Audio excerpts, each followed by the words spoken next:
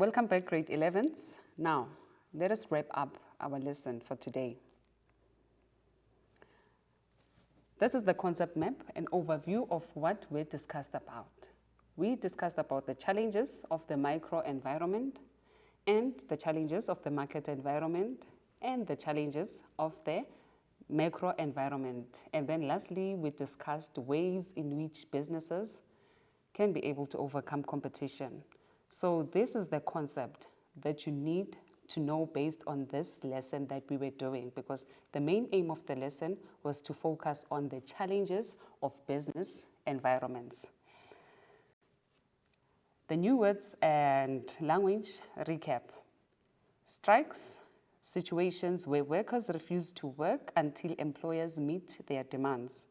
Go slows, situations where employees go to work as they normally would, but deliberately work at a slower pace to demonstrate dissatisfaction.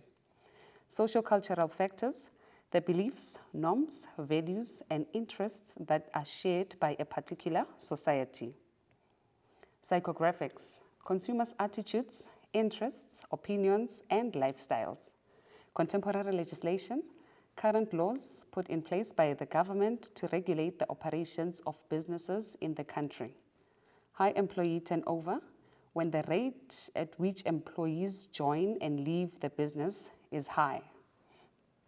Labor restrictions, labor laws put in place by the government to prevent the exploitation of the employees in the workplace. Globalization, when businesses expand their operations to other countries. Now, let's look at the common errors recap. You need to know the features and components of the microenvironment so that you can identify the challenges posed by each component in given scenarios and statements. And you must also be able to explain how each feature poses a challenge to a business.